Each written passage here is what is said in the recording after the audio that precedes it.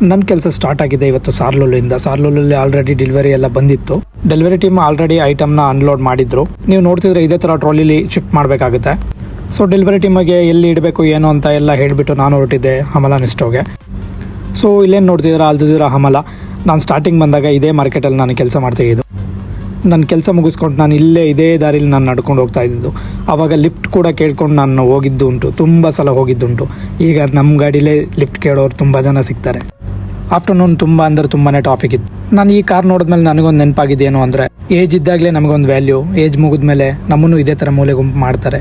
So age ಇದ್ದಾಗಲೇ ನಿಮ್ದೇನು ಗುರಿ ಇದೆ ಅದನ್ನ ಸಾಧಿಸ್ಕೊಳ್ಳಿ. ಅಲ್ಲಿಂದ ಮುಗಿಸ್ಕೊಂಡು ನಾನು ಬಂದಿದ್ದೆ ಗ್ಯಾರೇಜಿಗೆ. ನಮ್ಮ ಕಾರ್ ಸ್ವಲ್ಪ ಪ್ರಾಬ್ಲಮ್ ಆಗಿತ್ತು. ನಮ್ಮ ಇಂಡಿಯಾದಲ್ಲಿ ಸರ್ವಿಸ್ ಹೇಗೆಲ್ಲ ಮಾಡ್ತಾರೆ ಇಲ್ಲೂ ಕೂಡ ಅದೇ ಥರ ಸರ್ವಿಸ್ಗಳು ಇರುತ್ತೆ. ಅಲ್ಲಿಂದ ಮುಗಿಸ್ಕೊಂಡು ನಾನು ಹೊರಟಿದ್ದೆ ನಮ್ಮ ಆಫೀಸ್ ಕಡೆ. ಇವತ್ತಿನ ವಿಡಿಯೋ ಇಷ್ಟ ಆಗಿತ್ತು. ಮತ್ತೆ ಸಿಗುವ ನೆಕ್ಸ್ಟ್ ವಿಡಿಯೋದಲ್ಲಿ. ಟೇಕ್ ಕೇರ್, ಬಾಯ್.